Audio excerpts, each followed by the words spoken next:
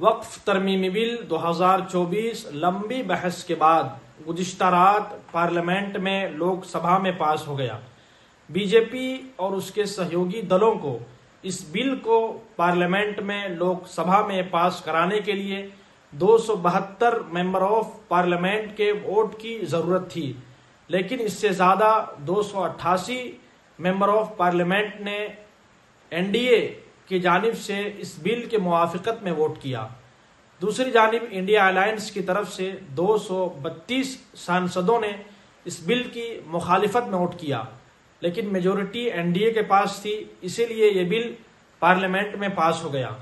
मुसलमानों ने चंद्रबाबू नायडू और नीतीश कुमार पर भरोसा किया, उम्मीद जताया, लेकिन इन दोनों के पार्टी जेडीयू और टीडीपी के सांसदों ने पार्लियामेंट में लोकसभा में वक्फ अमेंडमेंट बिल की मुखालिफत नहीं की, बल्कि मुआफिकत की, समर्थन किया।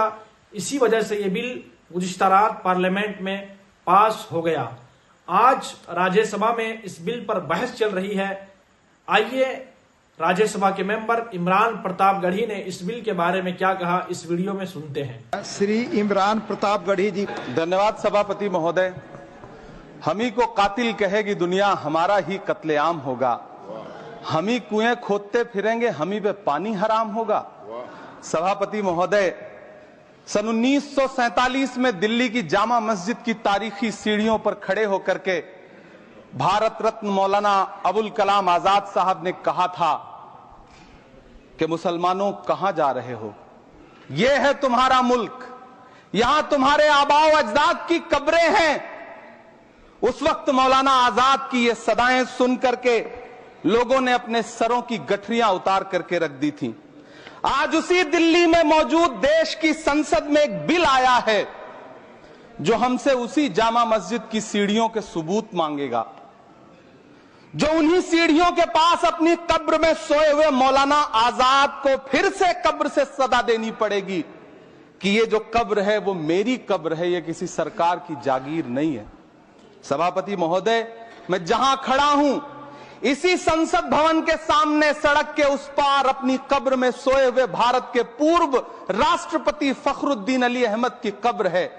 शायद अब उस कब्र से भी सदाएं आए कि ये कब्र मेरी कब्र है, ये सरकार की जागीर नहीं है। सभापति महोदय, मैं वक्फ कानूनों में किए जा रहे संविधान विरोधी बदलावों के खिलाफ बोलने के लिए खड़ा हुआ हूं। संविधान का आर्टिकल 14 हो, 29 हो, 30 हो, चीख चीख कर कहता है कि देश में सब बराबर के हकदार हैं। आर्टिकल 26 कहता है कि सबको अपने अपने मजहबी कामों के लिए मंदिर, मस्जिद, गिरजाघर, गुरुद्वारों का निर्माण करने का हक है और उसका रखरखाव का भी हक है।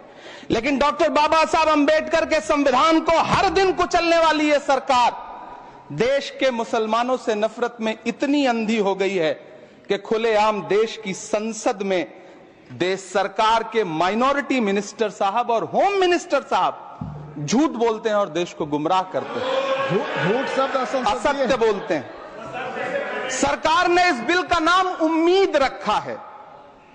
मंत्री जी कल से इसे देश के मुसलमानों के लिए नई उम्मीद बता रहे हैं। नहीं मंत्री जी, न तो ये बिल मुसलमानों के लिए नई उम्मीद है और न ही उम्मीद की नई किरण। सभापति महोदय, भाजपा ने पूरे देश में वक्फ के नाम पर कई सारे झूठ फैलाए हैं। आइए आज उनकी सच्चाई पर बात करते हैं। वक्फ ट्रिब्यूनल को ऐसे बताया जाता है जैसे वक्फ ट्रिब्यूनल कोई मजहबी खाप पंचायत हो। सभापति महोदय, जबकि सच्चाई यह है कि वक्फ ट्रिब्यूनल भी तो सरकारी न्यायिक विभाग है जिसमें सरकार द्वारा नियुक्त जज होते हैं, जिसमें प्रशासनिक अधिकारी होते हैं, कहीं ऊपर से थोड़ी आ गए। सभापति महोदय, देश के गृह मंत्री जी ने इसी सदन में कहा कि वक्फ ट्रिब्यूनल के फैसले के खिलाफ कोई कोर्ट नहीं जा सकता, जबकि सच यह है कि वक्फ एक्ट 1995 की धारा 83(9) के तहत हाई कोर्ट वक्फ ट्रिब्यूनल के फैसले की न सिर्फ समीक्षा कर सकता है बल्कि उसे बदल भी सकता है। सच तो यह है कि वक्फ बोर्ड खुद अपनी जमीनों के लिए कई सारी कोर्ट में मुकदमे लड़ रहा है। सभापति महोदय, दिल्ली की जिन 123 संपत्तियों को लेकर कल माइनॉरिटी मिनिस्टर, होम मिनिस्टर साहब और अभी आदरणीय नेता सदन बात कर रहे थे, आइए उनकी सच्चाइयों पे भी बात करते हैं। 1911 में जब अंग्रेजी हुकूमत ने कोलकाता के बजाय दिल्ली को राजधानी बनाने का फैसला किया, तो रायसीना हिल्स के चारों तरफ जो मुसलमानों की ढेर सारी जमीनें थी उनको एक्वायर किया गया और लुटियन को इसकी तामीर की जिम्मेदारी सौंपी गई। सेंट्रल विस्टा की तरह लुटियन जोन का मेगा प्लान तैयार हुआ, लेकिन उस वक्त के मुसलमानों ने उस वक्त की अंग्रेजी हुकूमत से अपनी इबादत गाहों को बचाने के लिए लड़ाई लड़ी। मामला ब्रिटिश गवर्नमेंट तक पहुंचा। तब यह तय हुआ कि वो जो धार्मिक स्थल हैं उन्हें जस का तस रहने दिया जाएगा। इंडिया गेट के बगल वाली मस्जिद हो, जाब्तागंज, सुनहरी बाग मस्जिद हो, पार्लियामेंट रोड वाली मस्जिद हो, ऐसी 123 संपत्तियों के मैनेजमेंट के लिए 1913 में मुसलमान वक्फ वैलिडेशन एक्ट बना और उसके बाद एक नया शहर बसाया गया जिसे लुटियंस जोन का नाम दिया गया। फिर 1943-45 के बीच एक और समझौता हुआ आजादी से पहले, उसके तहत काफी सारी वक्फ जायदादों को सुन्नी मजलिस औकाफ बनाकर उसके अंडर किया गया ताकि उसकी देखरेख की जा सके। गृह मंत्री जी 2 दिन से सदन में जो बात कह रहे हैं वो दरअसल 123 संपत्तियां उसी सुन्नी मजलिस औकाफ के तहत आती। सभापति महोदय, आजाद भारत आजाद हुआ।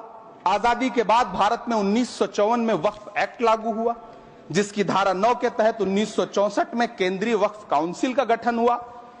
दिल्ली की वही 123 प्रॉपर्टीज को 1970 में सर्वे गजट करके गजट नोटिफाई किया गया।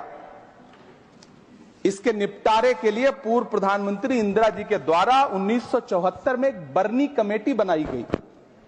बर्नी कमेटी ने 1976 में इन 123 संपत्तियों को दिल्ली वक्फ बोर्ड की संपत्ति होने की रिपोर्ट सौंपी।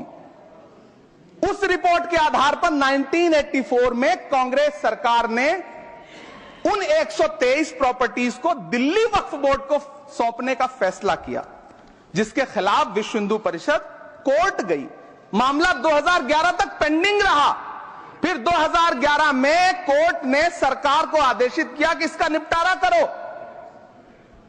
तब 2013 में तत्कालीन यूपीए सरकार ने दिल्ली की उन्हीं 123 जायदादों को बर्नी कमेटी की सिफारिशों के मुताबिक वक्फ बोर्ड के हवाले किया।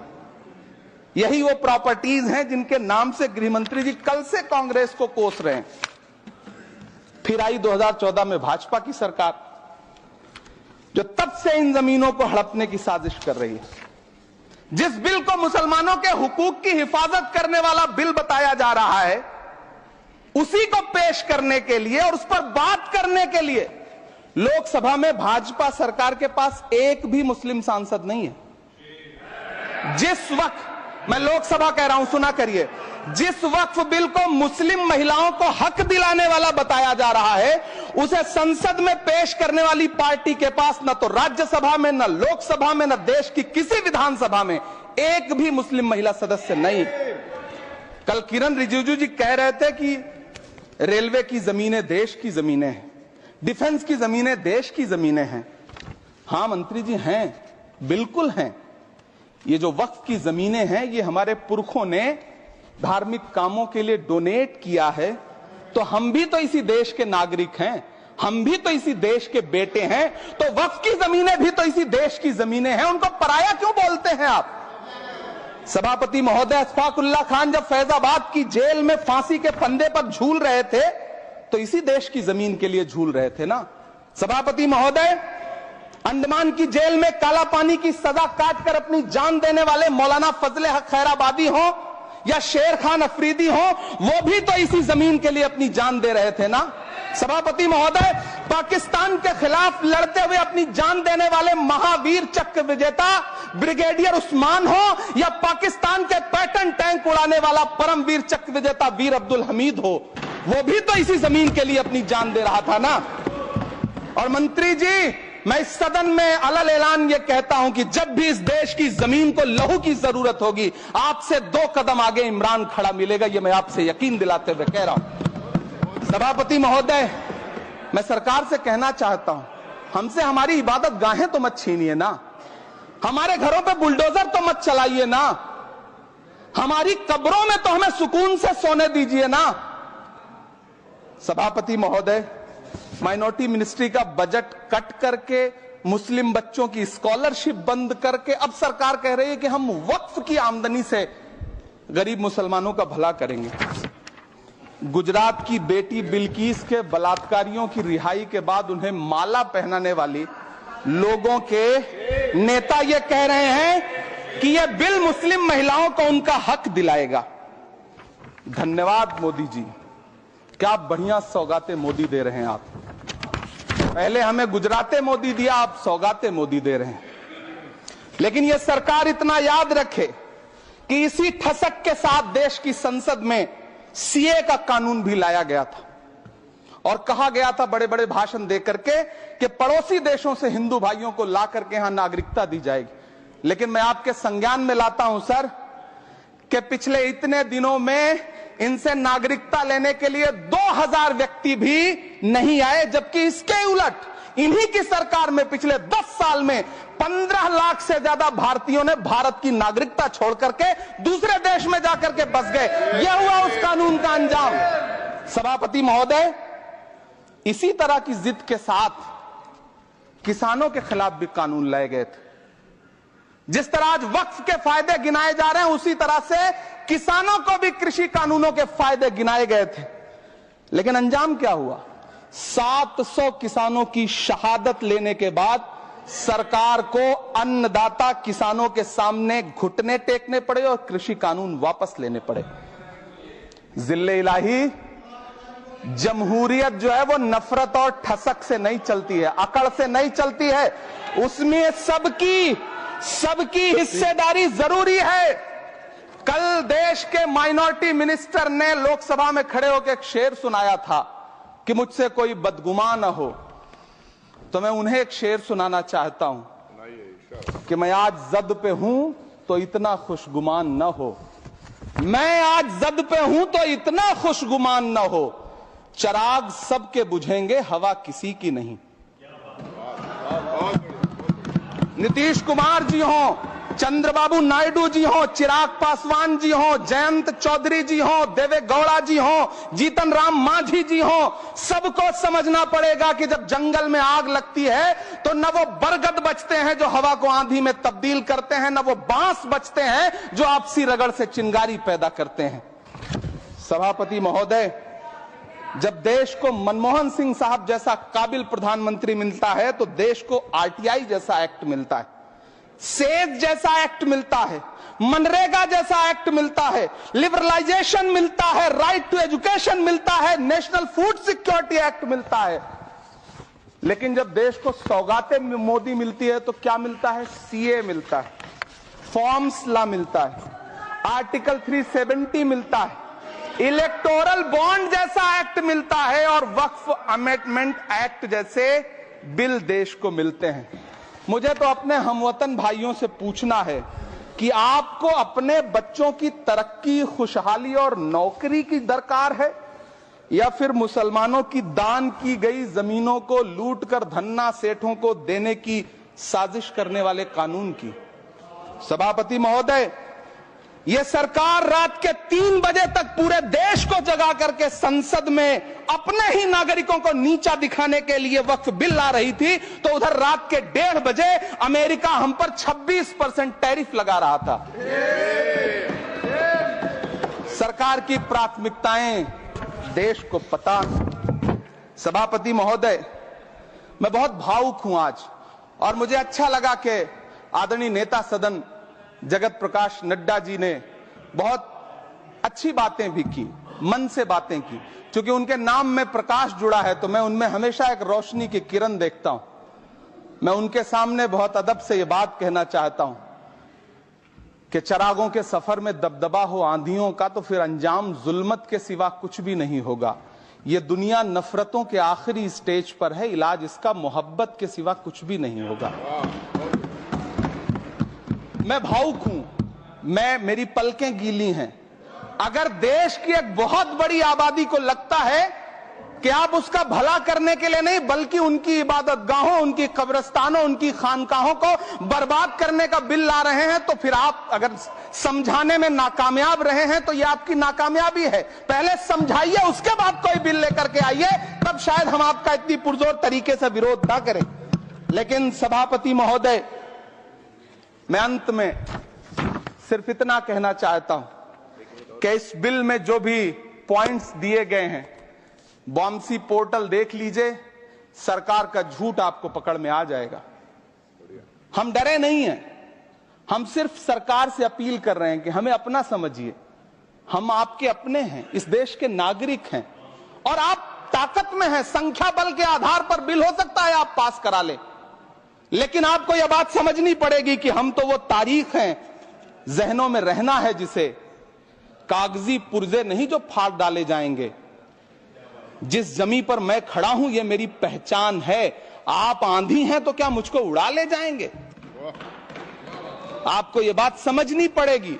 आपको अगर इतना विपक्ष की तरफ से पहले जेपीसी में इतने सारे पॉइंट्स आए और उसके बाद कल से लोकसभा में और राज्यसभा में सुझाव आप सुनने को तैयार नहीं है, लोगों की शंका को दूर करने के बारे में आप बिल्कुल सोच नहीं रहे, बस आप कह रहे हैं यह बिल उम्मीद की नई किरण है। नहीं साहब, इसे भले किरण जी लेके आए हैं, लेकिन ये उम्मीद की नहीं बल्कि नाउम्मीदी की किरण है। और इस देश की एक बहुत बड़ी आबादी इस बात से खदशे में है, शक में है कि आप सीधे उनकी जमीनों को लूट करके धन्ना सेठों को बेचना चाहते हैं। मेरी अब भी आपसे अपील है कि इस बिल को वापस लीजिए। यह बिल कहीं से आपके अपने नागरिकों के लिए अच्छा नहीं है। यह बिल सिर्फ इस देश के मुसलमानों को नीचा दिखाने का और अपने एक ऐसे मतदाता वर्ग को खुश करने का बिल है जिनको इस बिल के पास हो जाने से कुछ मिलेगा भी नहीं। लेकिन आप एक नैरेटिव देना चाहते हैं, एक मैसेज देना चाहते हैं। मेरी आपसे अपील है कि कृपया ये जो सबका साथ सबका विकास का नारा है, इस नारे को रत्ती भर तो चरित्रार्थ कर दीजिए। बहुत बहुत धन्यवाद।